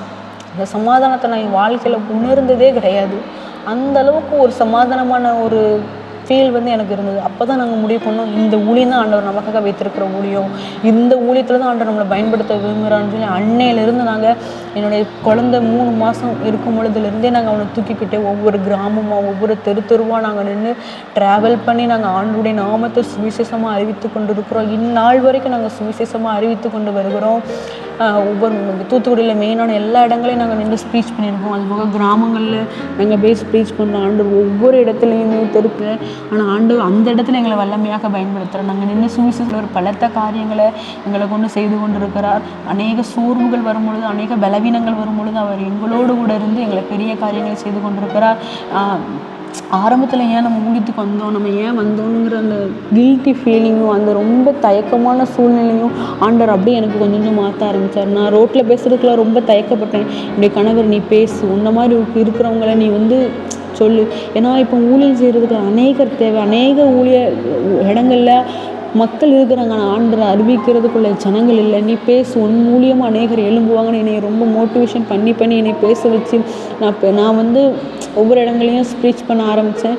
நல்லா ஜெபிச்சுட்டு போவேன், இசப்பா நான் என்ன வார்த்தை பேசணும்னு எனக்கு தெரியாது, அந்த இடத்துல இப்போ நிற்கும்போது நீங்கள் என் கூட இருந்து பேசுங்கன்னு சொல்லி நான் பேசுகிற ஒவ்வொரு வார்த்தையும் எனக்கு நிறைய பேர் சொல்லுவாங்க, நீங்கள் பேசுனது எனக்கு ஆசீர்வாதமாக இருக்குது சிஸ்டர், நீங்கள் பேசுனது எனக்கு ரொம்ப பிரயோஜனமாக இருக்குது, உங்களை மாதிரி நானும் பேச ஆசைப்பட்றேன், நீங்கள் செய்கிற ஊழியத்தை மாதிரி நாங்களும் செய்ய ஆசைப்பட்றோம். அநேகர் வந்து சொல்லும் பொழுது நான் வந்து அழுவேன், இசப்பா நீங்கள் இவ்வளோ விஷயங்கள் என்னை கொண்டு செய்கிறதுக்கு தான் நீங்கள் என்னை ஊழியத்துக்கு அழைச்சிங்களா?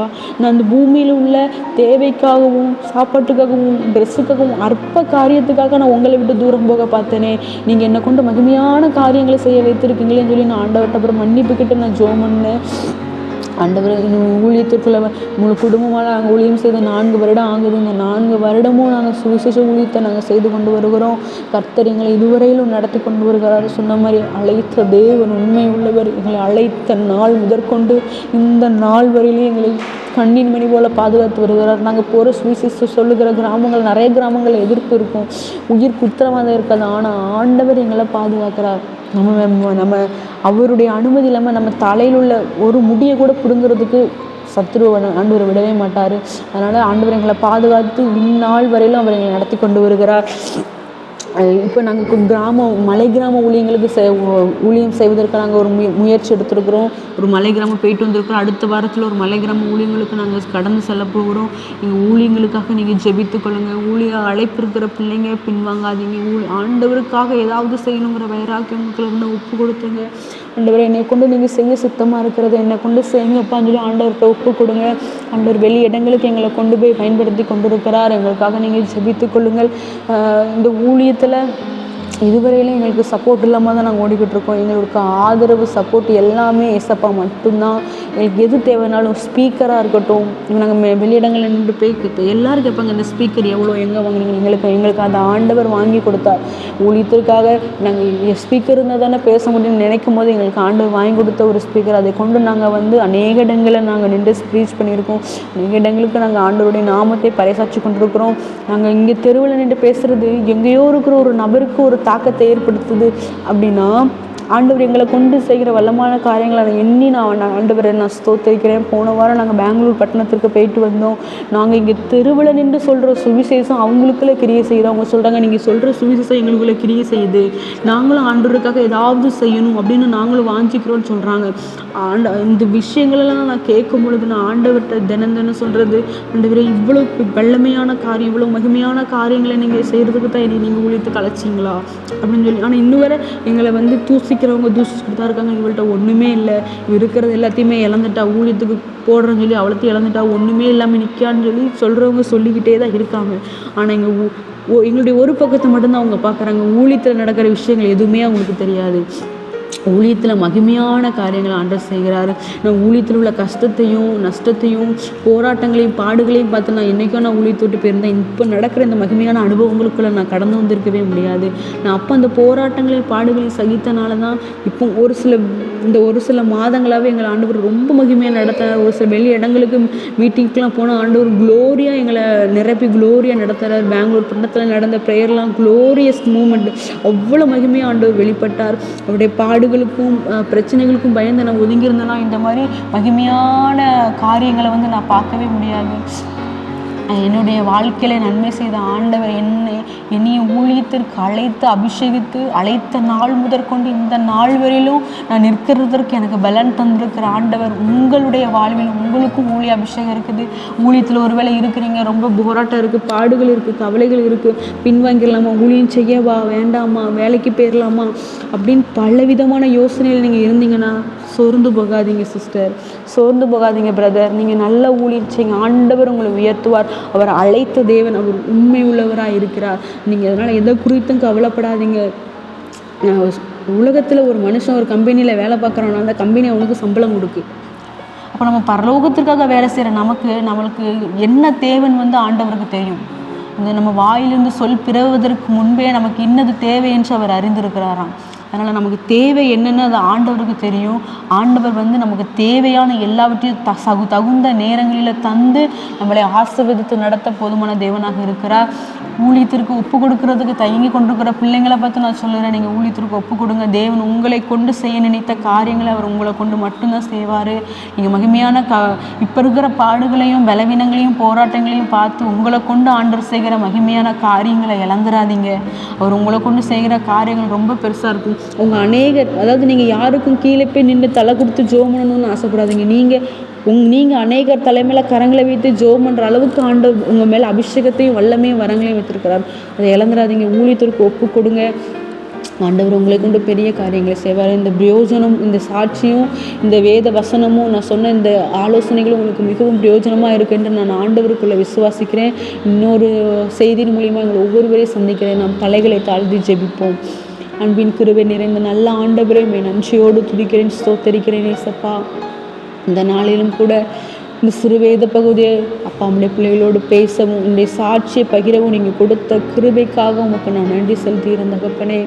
அப்பா நான் பேசின வசனம் நீங்கள் பேசின இந்த வார்த்தை ஒவ்வொருவருக்குள்ளே கடந்து சென்று அப்போ ஊழியத்திற்கு வர முடியாதபடி தடையோடு இருக்கிற ஒவ்வொரு பிள்ளைகளும் அந்த தடைகளை தகர்த்தவங்க ஊழியத்திற்கு அர்ப்பணிக்கவும் அவர்களை கொண்டு நீங்கள் செய்கிற மகிமையான காரியங்களை அவர்கள் பார்க்கவும் நீங்கள் அவங்களுக்கு கிருபை கொடுக்க முடியாது செபிக்கிறேன்.